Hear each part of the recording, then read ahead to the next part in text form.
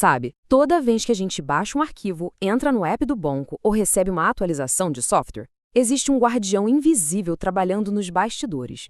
Hoje, a gente vai desvendar exatamente esse guardião, as funções de hash criptográficas, a tecnologia silenciosa que, no fundo, garante a integridade de todo o nosso mundo digital. A questão que a gente precisa responder é bem direta. No mundo onde a informação é basicamente uma sequência de uns e zeros, como é que dá para ter certeza de que o que chegou para a gente é exatamente o que foi enviado, sem nenhuma alteração no meio do caminho? Para responder isso, nosso caminho vai ser o seguinte. Primeiro, vamos entender bem o problema da confiança digital. Depois, a gente vê a solução da impressão digital. Aí a gente mergulha em como as funções de hash funcionam, na verdadeira corrida armamentista que existe em torno delas, e, por fim, o que tudo isso significa para o futuro da segurança. Então, para começar, vamos direto na raiz da questão. O problema da confiança digital e o baita desafio que é detectar alterações maliciosas quando tudo é invisível. Pensa assim, no mundo físico, se alguém viola o lacre de uma carta, fica óbvio. Mas no mundo digital, um arquivo pode ser completamente alterado sem deixar nenhum vestígio aparente. A gente precisa de um jeito, de um método, para ter certeza de que um arquivo ou uma mensagem não foi adulterado por um invasor. E é aí que entra a solução genial para esse problema, as funções de hash. Elas funcionam na prática como uma verdadeira impressão digital para os nossos dados.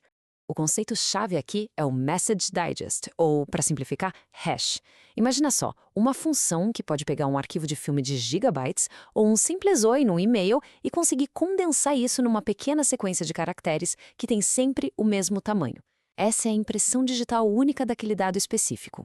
E essas impressões digitais, olha, elas são as verdadeiras operárias da criptografia moderna. Elas são a base para assinaturas digitais, para verificação de integridade de dados, para autenticação, protocolos de comunicação segura e até dão um suporte fundamental para a criptografia. Mas tá, como é que essa mágica funciona? O que torna essas impressões digitais tão seguras? Vamos dar uma olhada nas duas propriedades cruciais que fazem tudo isso ser tão eficaz. Então, o pulo do gato está aqui. Primeiro, elas são de mão única, ou seja, é praticamente impossível pegar o resultado, o hash, e fazer o caminho de volta para descobrir qual era o dado original. E segundo, elas são resistentes a colisões. Isso quer dizer que é praticamente impossível encontrar dois dados diferentes que, por acaso, gerem a mesmíssima impressão digital. Para deixar isso bem claro, vamos para uma historinha. Imagina que o Hector recebe uma mensagem que diz: "Eu dou para o Hector a minha receita de pão de ló dourado." E essa mensagem, claro, tem um hash específico associado a ela. Agora, o Hector, que é bem espertinho, resolve alterar a mensagem para: "Eu dou para o Hector a minha coleção de barras de ouro." Uma pequena mudança no texto, né? Mas com uma diferença enorme no significado. E aí, o que acontece? A casa cai, o hash não bate mais. A nova mensagem gera uma impressão digital completamente diferente. E como a função é de mão única, o Hector não consegue fazer engenharia reversa para forjar uma mensagem que dê o mesmo hash da original e legitimar a fraude dele. Ele está de mãos atadas. É bom notar um detalhe importante aqui. Usar o termo livre de colisões pode enganar um pouco. Na teoria, colisões, ou seja, duas entradas diferentes que geram o mesmo hash, podem até existir. O ponto principal é que elas são imprevisíveis e, na prática, computacionalmente impossíveis de serem encontradas. E tudo isso nos joga direto na nossa próxima parte. Uma verdadeira corrida armamentista na tecnologia de hashing. Uma jornada que vai do antigo MD5 até o moderníssimo SHA-3. A história disso é uma saga de evolução constante. Lá nos anos 90, a gente teve o MD4 e o MD5. Depois, o NIST publicou o SHA-0, mas ele tinha uma falha e foi substituído rapidinho pelo SHA-1, que virou o patrão por um bom tempo. Só que em 2005, um ataque pesado mostrou que o SHA-1 era vulnerável. A resposta do NIST, publicar o padrão SHA-2, bem mais forte.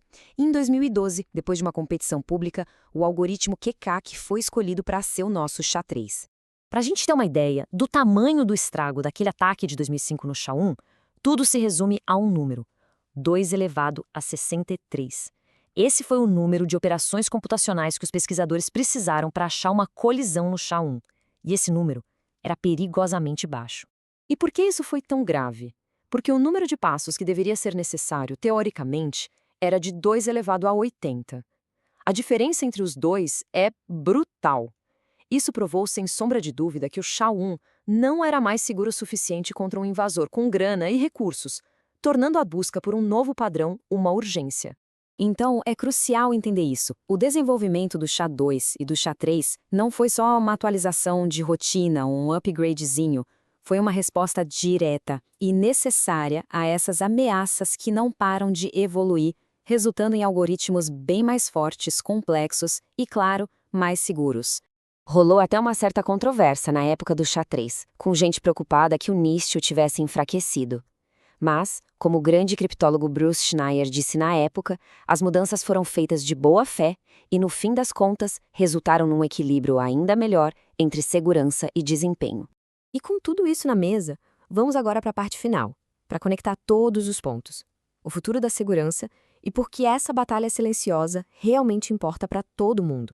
Fazendo um resumão dessa evolução, o que a gente tem? O MD5, com seus 128 bits, é um padrão antigo e hoje totalmente inseguro. O SHA-1, que foi muito usado, agora está aposentado. O SHA-2 é o padrão forte que a gente usa hoje. E o SHA-3? Bom, ele já é o futuro, com uma estrutura interna toda diferente, preparado para o que vier pela frente. E por que isso importa no nosso dia a dia? Porque essa evolução sem fim é o que garante a segurança de praticamente tudo. Das atualizações de software que a gente instala, das nossas transações bancárias, da autenticidade de documentos digitais e até da integridade das transações de blockchain. Está por toda parte, mesmo que a gente não veja. E isso tudo nos deixa com uma pergunta enorme para o futuro. Conforme o poder computacional continua a crescer, especialmente com a computação quântica batendo na porta, como será o próximo capítulo dessa corrida armamentista criptográfica? Uma coisa é certa, a batalha pela integridade digital continua.